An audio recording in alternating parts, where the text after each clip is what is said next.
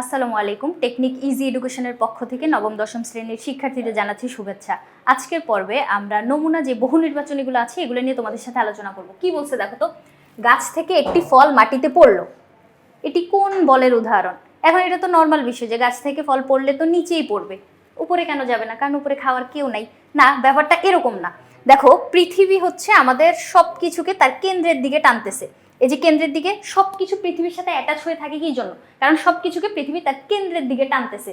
এখন তুমি ধরো এখানে দাঁড়ায় আসো, অবশ্যই তোমাকে পৃথিবী তার কেন্দ্রের দিকে টানতেছে। এরকমই একটা গাছ থেকে যদি ফলটা পড়ে তখন সে নিচেই পড়বে। গাছ থেকে ফলটা কোথায় পড়বে? নিচেই পড়বে, কারণ নিচের দিকে হচ্ছে পৃথিবীকে টানতেছে।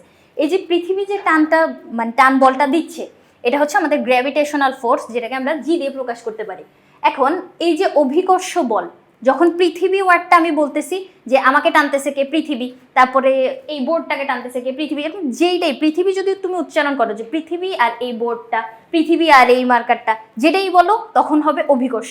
কিন্তু তুমি মাঝখানে যদি পৃথিবী ওয়ার্ডটা উচ্চারণ না করো, ধরো হচ্ছে আমার আর এই বোর্ড, মানে সকল কিছুর ভিতরে কিন্তু পরস্পর একটা আকর্ষণ বল আছে, সেটা খুবই ক্ষুদ্র হইতে পারে।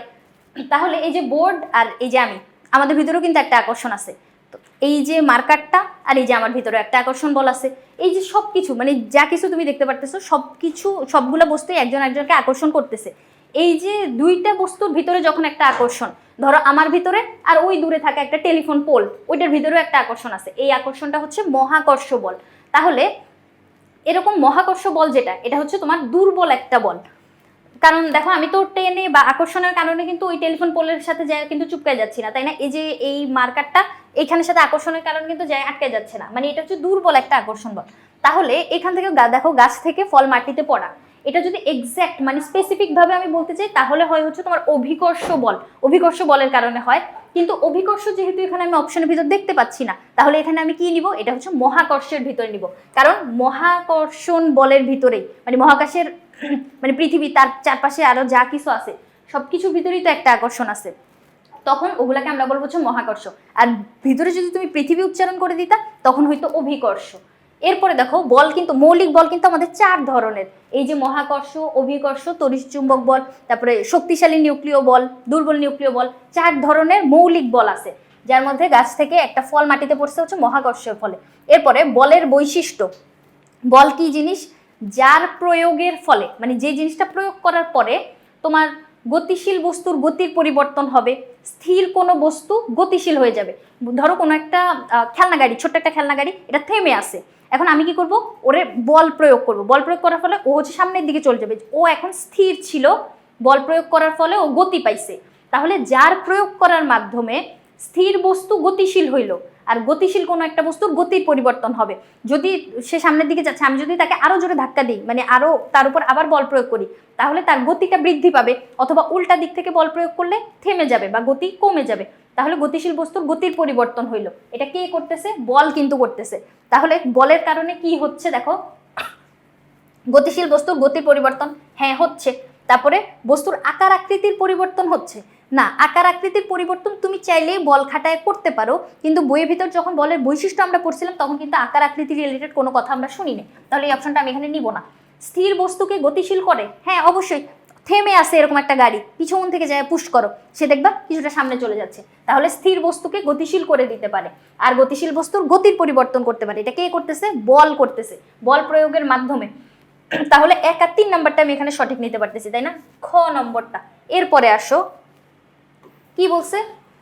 মেঝেতে থাকা স্থির বস্তুতে 2 নিউটন বল প্রয়োগ করায়, স্থির বস্তুটা থেমে আছে একটা বস্তু, ওই বস্তুটাকে আমি 2 নিউটন বল প্রয়োগ করলাম।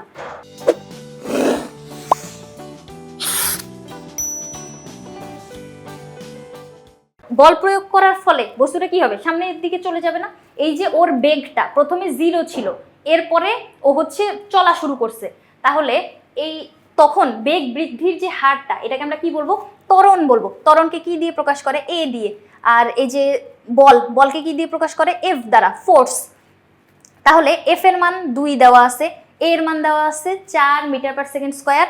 তাহলে বল প্রয়োগ বন্ধ করা হলে এবং বস্তুটি কিছু দূর যাওয়ার পর থেমে গেল, ঠিক আছে, বল প্রয়োগ করলো তখন বস্তুটা চলা শুরু করছে, এরপর থেমে গেছে, মানে বল প্রয়োগ করা থেমে গেছে, কিন্তু বস্তুটা আরে একটু দূরে যেয়ে তারপরে থামছে। এখন দেখো জিজ্ঞেস করছে বস্তুর ভর কত। আমরা সূত্র কি জানি, এফ সমান সমান এম এ, তাই না? বল সমান সমান ভর আর ত্বরণের গুণফল। এখন আমাদের লাগবে হচ্ছে ভরকে আমরা কি দিয়ে প্রকাশ করি? ভর মানে হচ্ছে ম্যাস, এম দিয়ে ম্যাস, এটাকে এম দিয়ে প্রকাশ করি, তাই না? তাহলে এই এম এর মানটা আমার লাগবে, কারণ এফ আর এ দেওয়া আছে, যে এর মান দেওয়া আছে 4, 2 নিউটন দেওয়া আছে, আর এটার মান দেওয়া আছে 4 মিটার পার সেকেন্ড স্কয়ার। তাহলে আমার এখন এম এর মানটা লাগবে। এমটাকে রেখে এটাকে ওইদিকে পাঠাই দাও। এ আর এম গুণ আকারে ছিল, সমানের ওই পাশে গেলে ভাগ হয়ে যাবে। তাহলে এফ আর ভাগ আকারে আসলো এ, আর এই পাশে এম থেকে যাচ্ছে। এবার মান বসায় দাও। এফ এর মান কত? 2, আর এ এর মান কত? 4। তাহলে 2কে যদি আমরা 4 দিয়ে ভাগ করি তাহলে এখানে কি আসতেছে? হাফ আসতেছে, তাই না? 2 একে 2, 2 দুগুণে 4। হাফকে আমরা কি বলতে পারি? 0.5 বলতে পারি না? হাফ মানে তো হচ্ছে 0.5। এটা আমি কি পাইলাম? এত কেজি পাইলাম। বস্তুটা হচ্ছে তোমার 0.5 কেজি ছিল। 0.5 কেজির একটা বস্তুকে 2 নিউটন বল প্রয়োগ করার ফলে সে 4 মিটার পার সেকেন্ড স্কয়ার মানে ত্বরণ লাভ করলো। এখন আমি উত্তরের দিকে তাকায় দেখলাম সবগুলা হচ্ছে তোমার গ্রামে। এখন আমি পাইছি কেজিতে, কেজি থেকে গ্রামে নিয়ে যাই। চলো কিভাবে নিব? কেজি থেকে গ্রামে নেওয়ার জন্য আমাকে এখন এটাকে 1000 দিয়ে গুণ করা লাগবে, তাই না? তাহলে আসো 0.5 গুণন 1000 কিভাবে হবে? এই 0.5কে এরকম লেখা যায় না, 5/10, দশমিকের জন্য 1 আর একটা সংখ্যার জন্য একটা শূন্য, এরপরে এই পাশে আছে 1000, একটা শূন্য একটা শূন্য কাটা, উপরে থাকতেছে 100। 5 আর 100 গুণ করলে কি হয়? 500, তাই না? এই যে 500 গ্রাম বস্তুটার ওজন ছিল। এরপরে কোন বলের কারণে বস্তুটি থেমে গেল? এই যে এখানে যে বলছে যে বল প্রয়োগ করা বন্ধ হলো এবং বস্তুটি কিছু দূর যাওয়ার পরে থেমে গেল।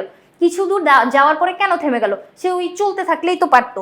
থেমে গেল এই জন্য কারণ তুমি যেদিকে যাচ্ছ তার উল্টা দিকে একটা ঘর্ষণ বল কাজ করে। ঘর্ষণ কিন্তু বিভিন্ন প্রকার হইতে পারে। তোমার এই যে গতি ঘর্ষণ, স্থিতি ঘর্ষণ না, সরি, এই যে চলার ফলে যে ঘর্ষণটা হচ্ছে। আবার ধরো তুমি উপর থেকে পড়তেছো, প্রবাহী প্যারাশুট নিয়ে মনে করো নিচে পড়তেছো, ওখানে হচ্ছে তোমার এক ধরনের ঘর্ষণ থাকে। তারপর কোনো বস্তু যদি রোল হয়ে যায়, মানে এই যে দেখো মার্কেটটা গোল না, এটা যদি আমি এভাবে দিয়ে দিই, মানে ধাক্কা দিয়ে দিই, তখন এটা গড়ায় গড়ায় সামনের দিকে যায়, মানে রোলিং একটা ঘর্ষণ। এরকম বিভিন্ন ধরনের ঘর্ষণ আছে। তাহলে এই যে ঘর্ষণের কারণে, ঘর্ষণ মানে হচ্ছে বাধা দানকারী বল, ঘর্ষণ মানে হচ্ছে বাধা দানকারী বল। তুমি যেদিকে চলতে চাচ্ছ তার উল্টা দিকে ওই বলটা কাজ করবে। তাহলে উল্টা দিকে যদি কাজ করে তাহলে কাটাকাটি হয়ে যায় না? কিছুটা কিন্তু কাটাকাটি হয়ে গিয়ে থেমে যায়, মানে বাধা দেয়, যার জন্য এই ঘর্ষণ বলের কারণে কোনো বস্তু থেমে যায়। এরপরে বাকি যেগুলা, ওই যে মহাকর্ষ বল, মহাকাশের যে কোনো দুইটা বস্তুর ভিতরে যদি একটা পৃথিবী হয় তখন ওইটাকে আমরা বলবো হচ্ছে অভিকর্ষ। মহাকর্ষ বল হচ্ছে একটা দুর্বল বল। এরপর চৌম্বক বল, চৌম্বক ক্ষেত্র যে পরস্পরের আকর্ষণ বা বিকর্ষণ যেটাই করে, মানে সমমেরু হইলে বিকর্ষণ করবে আর বিপরীত মেরু হইলে হচ্ছে তোমার আকর্ষণ করবে। তাহলে এই যে বলগুলা ওরা কেউ কিন্তু তোমাকে বাধা দান করতেছে না, বাধা দান করতেছে হচ্ছে ঘর্ষণটা। ঘর্ষণ বল হচ্ছে বিপরীতমুখী কাজ করে, যেদিকে তুমি যাইতে চাও তার উল্টা দিকে মানে বাধা দিচ্ছে।